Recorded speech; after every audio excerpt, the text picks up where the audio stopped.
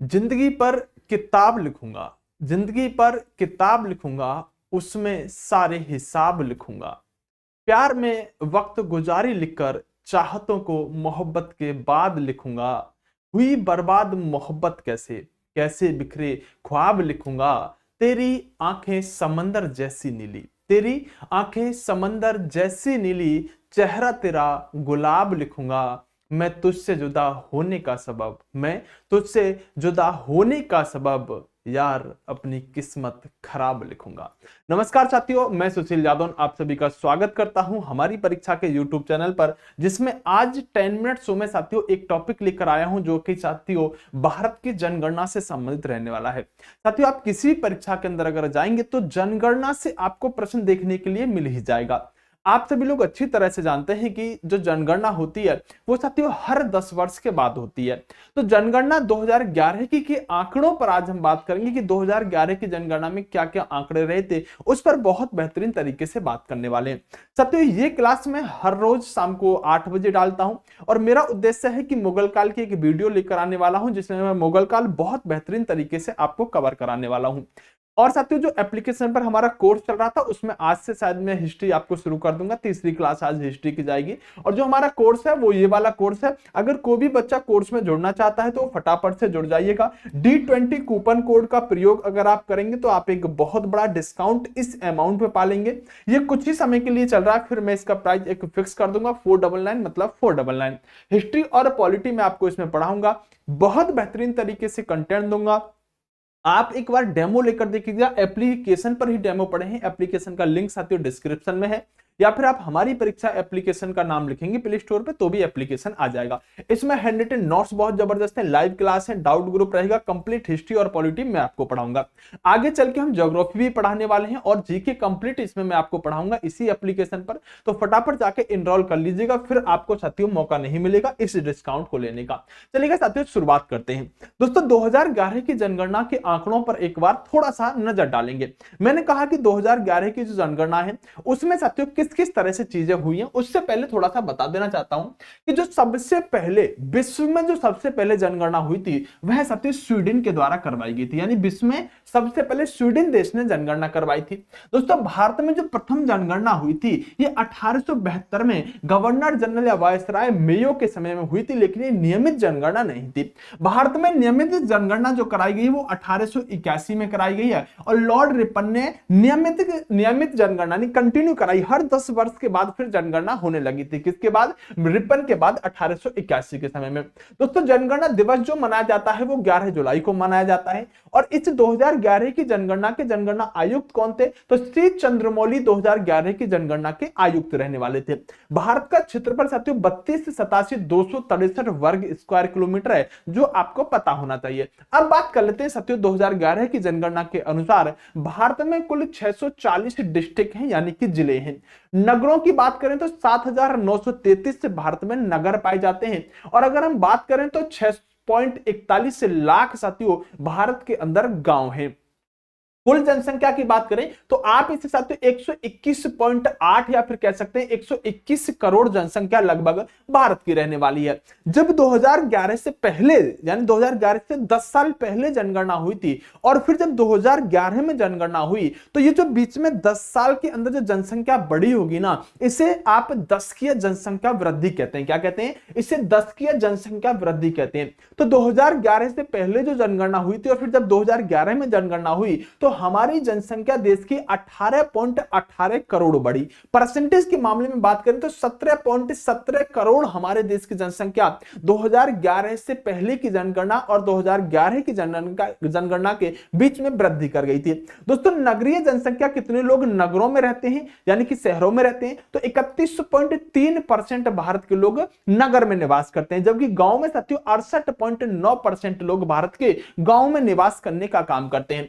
लिंग अनुपात की बात करें, लिंग अनुपात का मतलब क्या होता है? लिंग अनुपात का मतलब होता है कि साथियों कितने लड़के हैं और कितने लड़कियां हैं। अगर हम बात करें साथियों लिंग अनुपात की, तो निकाला कैसे जाता है साथियों, 1000 पुरुषों पर महिलाओं की संख्या। ये ध्यान रखना, पूछता है कि लिंग अनुपात कैसे निर्धारित होता है, 1000 पुरुषों पर महिलाओं की संख्या। तो भारत का लिंग अनुपात कितना है, 943 रहने वाला है। यानी अगर 1000 पुरुष पाए जाते हैं साथियों, तो आप कहेंगे कि साथियों उसमें से यानी कि 1000 पुरुषों के सामने 943 महिला भारत में पाई जाती हैं। तो लिंग अनुपात कैसे निकलता है, 1000 पुरुषों पर महिलाओं की कितनी संख्या है, 1000 पुरुष होंगे जब 943 साथियों महिला होंगी।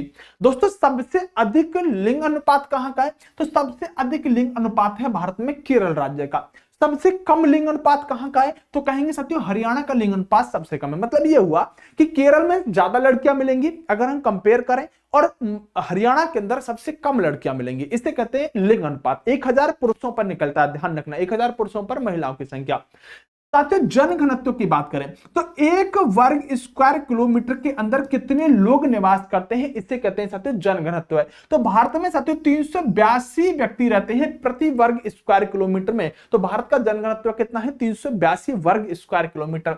भारत की साक्षरता कितनी है, तो साथियों भारत की संपूर्ण की 73% लोग साक्षर हैं, जिसमें से 80.9 पुरुष साक्षर हैं और 64.6 साथियों महिला साक्षर रहने वाली है।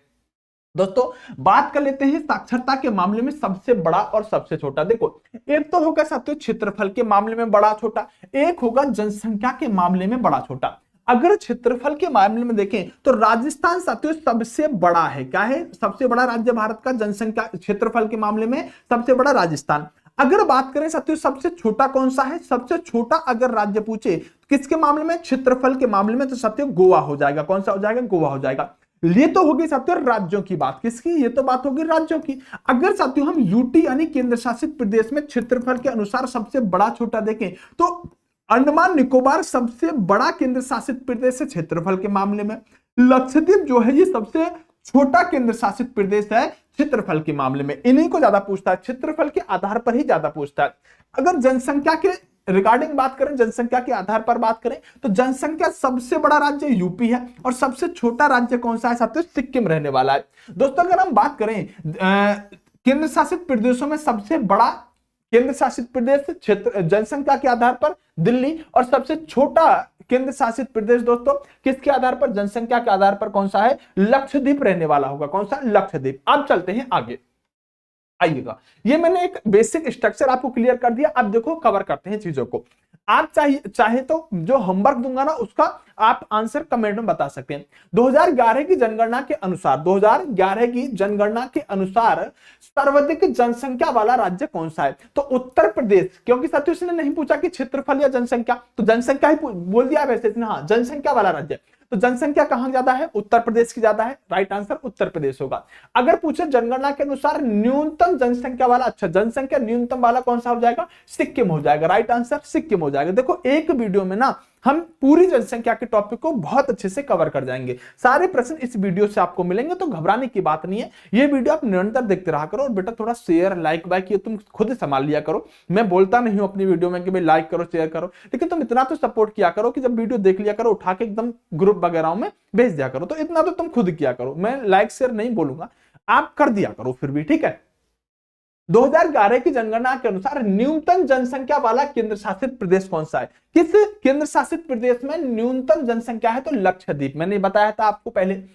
2011 की जनगणना के अनुसार सर्वाधिक जनसंख्या वृद्धि दर वाला केंद्र शासित प्रदेश, यानी कौन से केंद्र शासित प्रदेश ने पिछले 10 वर्षों में सबसे ज्यादा जनसंख्या बढ़ाई थी, तो वह कौन सा है, आपका दिल्ली केंद्र शासित प्रदेश रहने वाला है। 2011 की जनगणना के अनुसार अधिकतम जनसंख्या वाला केंद्र शासित प्रदेश कौन सा है, यानी कहां पर अधिक जनसंख्या है, तो भैया दिल्ली के अंदर सबसे अधिक जनसंख्या है, केंद्र शासित प्रदेश है दिल्ली। आगे बात करते हैं, लिख रहा है कि 2011 की जनगणना के अनुसार सर्वाधिक जनसंख्या वृद्धि वाला राज्य, यानी किस राज्य ने सबसे ज्यादा वृद्धि करी है, तो दोस्तों मेघालय जो है ना उसने सबसे ज्यादा वृद्धि करी है। कौन सा राज्य सबसे ज्यादा वृद्धि करने वाला राज्य बना है, तो वो आपका मेघालय बना है।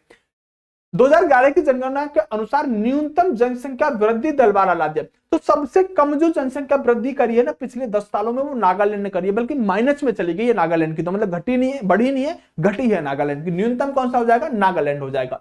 2011 की जनगणना के अनुसार न्यूनतम वृद्धि वाला केंद्र शासित प्रदेश कौन सा है, यानी सबसे कम सबसे कम साथियों 2011 की जनगणना के अनुसार न्यूनतम वृद्धि दर वाला केंद्र शासित प्रदेश, यानी किस केंद्र शासित प्रदेश ने वृद्धि साथियों कम करी है, तो वो लक्षद्वीप ने साथियों यहां पर वृद्धि कम करने का काम किया है।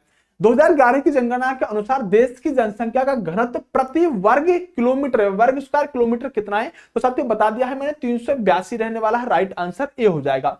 अगला क्वेश्चन है 2011 की जनगणना के अनुसार न्यूनतम जनसंख्या घनत्व वाला राज्य कौन सा है। तो न्यूनतम जनसंख्या घनत्व की बात करेंगे तो इसमें साथियों न्यूनतम जनसंख्या घनत्व वाला जो रहने वाला होगा वो आपका अरुणाचल प्रदेश रहने वाला होगा। अरुणाचल प्रदेश की जो जनसंख्या घनत्व है वो साथियों सबसे कम है। अगर ज्यादा पूछे तो ज्यादा कहां का है साथियों, सबसे ज्यादा जनसंख्या घनत्व बिहार का है। कहां का? बिहार का सबसे ज्यादा जनसंख्या घनत्व रहने वाला है। बता दिया था मैंने कि एक ये वर्ग स्क्वायर किलोमीटर क्षेत्र है तो इसमें कितने लोग रहते हैं, वही पूछ रहा है।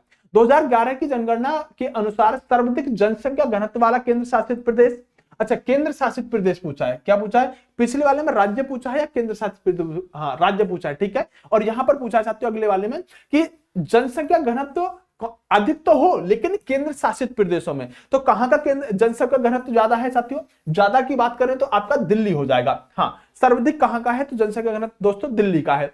आगे बात कर लेते हैं 2011 की जनगणना के अनुसार न्यूनतम जनसंख्या घनत्व वाला केंद्र शासित प्रदेश, न्यूनतम जनसंख्या घनत्व वाला केंद्र शासित प्रदेश कौन सा हो जाएगा? तो अंडमान निकोबार में साथियों सबसे कम जनसंख्या घनत्व, वैसे भी लंबा लंबा है वहां कम ही लोग रहने के लिए जाते हैं, दिल्ली में ज्यादा लोग रहते हैं। 2011 की जनगणना के अनुसार देश का लिंग अनुपात कितना है? तो देश का लिंग अनुपात कितना हो जाएगा साथियों? आपका 943। अगर पूछे कि सबसे ज्यादा लिंग अनुपात कहां का है तो बिहार का है। सबसे ज्यादा लिंग अनुपात कहां का है तो सबसे ज्यादा केरल का है। अगर पूछे सबसे कम लिंग अनुपात कहां का है तो सबसे कम लिंग अनुपात साथियों आपका हरियाणा का रहने वाला है। बिहार का क्या ज्यादा है? बिहार का जनसंख्या घनत्व तो सबसे ज्यादा है। आगे बात करते हैं 2011 की जनगणना के अनुसार सर्वाधिक लिंग अनुपात वाला राज्य, सबसे ज्यादा लिंग अनुपात कहां है अभी बता दिया मैंने, तो सबसे ज्यादा लिंग अनुपात साथियों केरल के अंदर है, सबसे कम मैंने बता दिया हरियाणा के अंदर है। 2011 की जनगणना के अनुसार न्यूनतम लिंग अनुपात, सबसे कम लिंग अनुपात कहां है तो हरियाणा के अंदर न्यूनतम लिंग अनुपात रहने वाला है। दोस्तों 2011 की जनगणना के अनुसार सर्वाधिक लिंग अनुपात वाला केंद्र शासित प्रदेश, यूटी बताओ जहां का सबसे ज्यादा लिंग अनुपात हो। लिंग अनुपात मैंने बता दिया कि 1000 पुरुषों पर महिलाओं की संख्या। ये आपका दोस्तों होमवर्क का क्वेश्चन है और ये ना आपको बताना है कमेंट बॉक्स में, अगर दम रखते हो ना तो इसका आंसर बताना कि इसका राइट आंसर क्या होगा। ये प्यारा सा साथियों आपके लिए क्या हो जाएगा?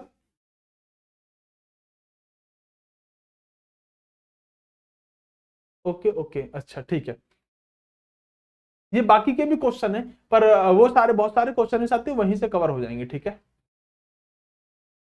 हाँ चलेगा, वो थैंक यू वाली स्लाइड शायद पीछे चली गई है। तो 2000 ये जो पीडीएफ है मैं आपको टेलीग्राम में डाल दूंगा। टेलीग्राम हमारी परीक्षा के नाम से, उसका साथियों डिस्क्रिप्शन में लिंक दिया गया है, टेलीग्राम ज्वाइन कर लो, वहां पीडीएफ डालता रहता हूं। और अगर आपको कोर्स लेना है तो मैंने आपको बता दिया कि D20 कूपन कोड बेटा प्रयोग कर लेना, इस पर बहुत बड़ा डिस्काउंट मिल जाएगा। ऐसा कोर्स है ना कि आपको दोबारा हिस्ट्री पॉलिटी लाइफ में पढ़ने की आवश्यकता नहीं पड़ेगी, तो जाकर एक बार जुड़ जाओ। होमवर्क का क्वेश्चन साथियों कमेंट में जरूर बताना। मिलते हैं अगली वीडियो में, बेस्ट ऑफ लक, नमस्कार, जय हिंद मेरे दोस्तों।